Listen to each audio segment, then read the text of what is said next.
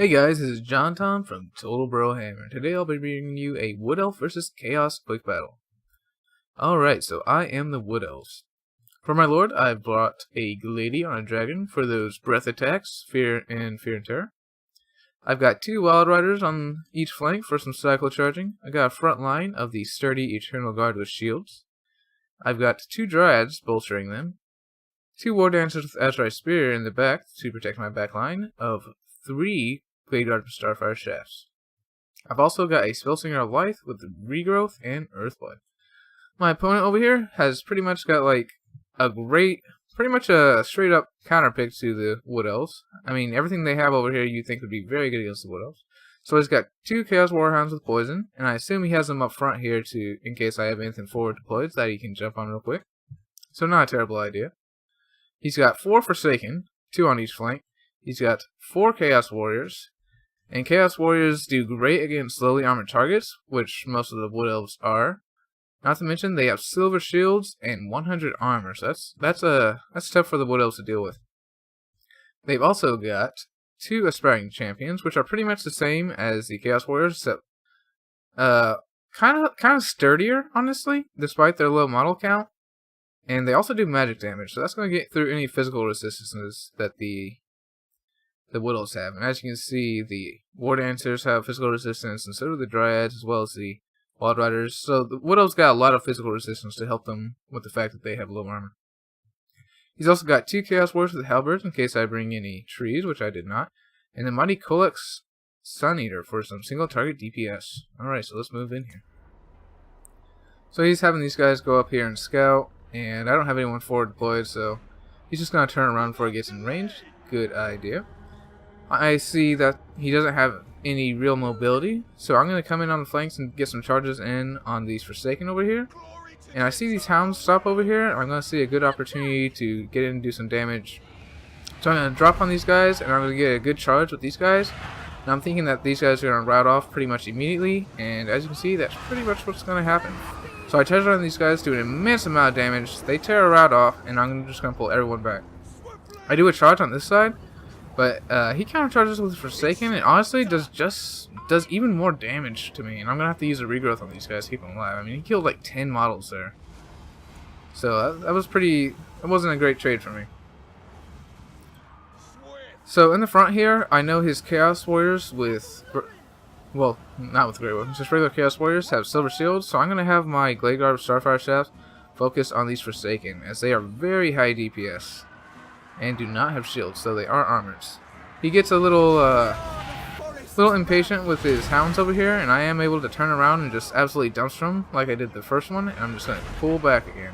Pull my Wild Riders back, and leave my Blade Lord in here, because I feel like this is a place that I can do some good damage. So I'm sending my Dryads to hold up all these Forsaken, as they are the most armored unit on my roster. I see Kolek's Sun Eater coming in over here, so I'm going to pop the Flurry of Anathema and get out here. I do think he gets a hit on me. I don't think he did. So I send these Eternal Guard with shields and Dryads over here on these Forsaken. I got my Blade Guard shooting at them, and I'm doing some cycle charging with these Wild Riders, so they're falling apart really quick.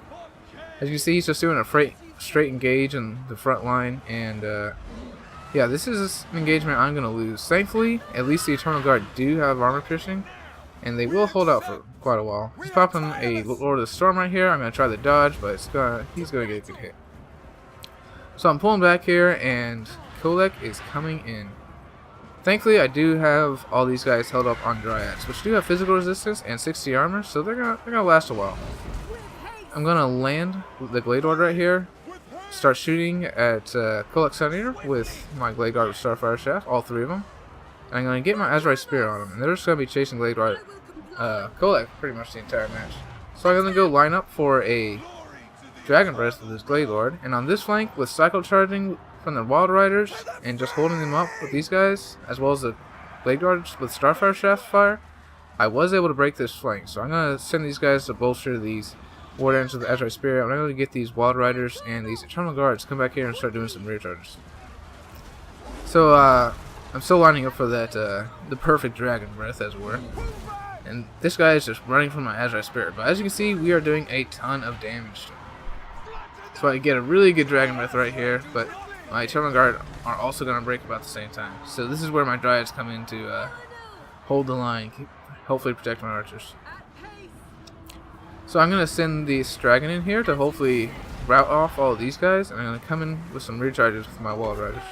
Over here I got my Wild Riders to go finish off some more hounds, and as you can see, he has mopped up my front line. So he has got quite a lot left as far as sheer models.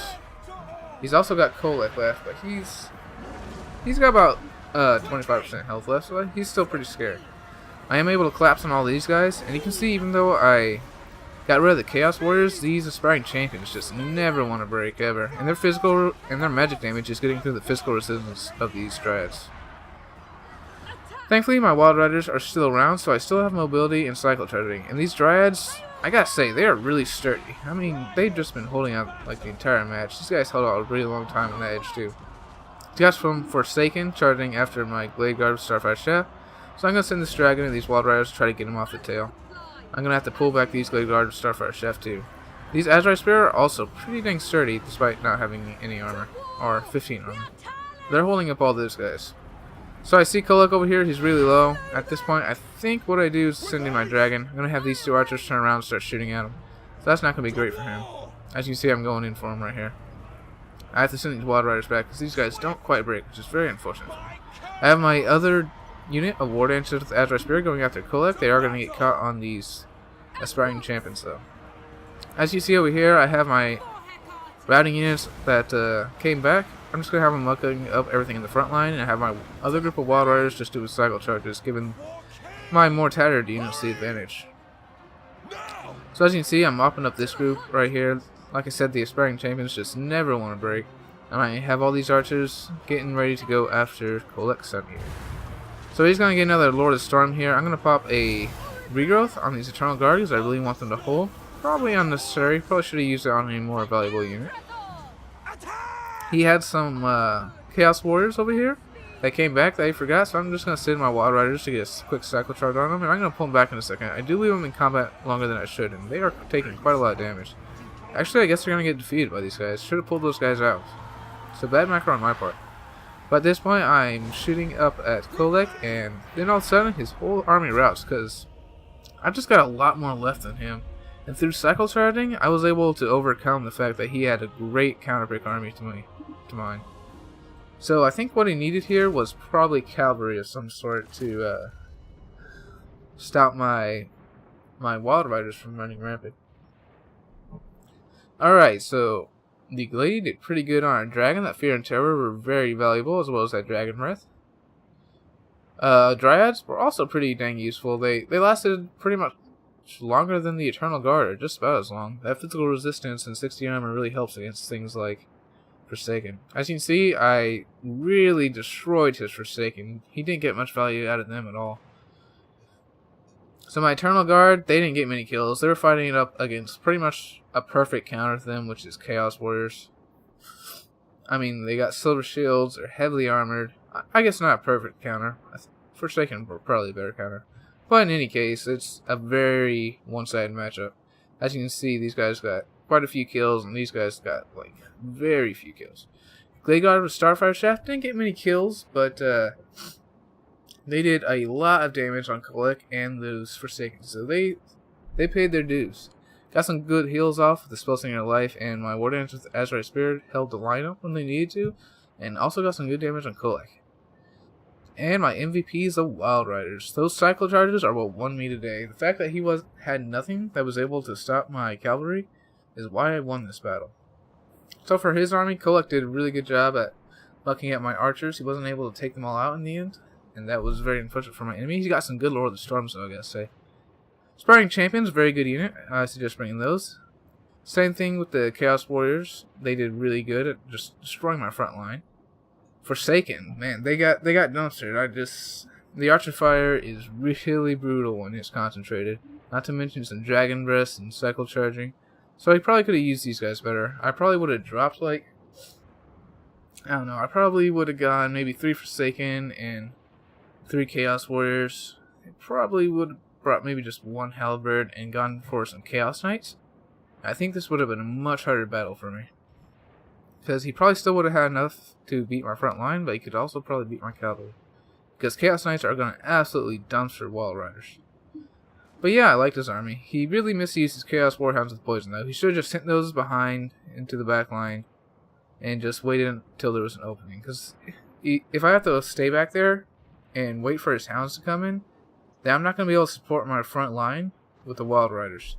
And without the Wild Rider support, you should be able to see just from the matchups here that his front line is going to beat my front line. So yeah, well played to the general here. Nice vague name. And that's going to be all for this one, guys. This is JonTaun for Total Brohammer signing out.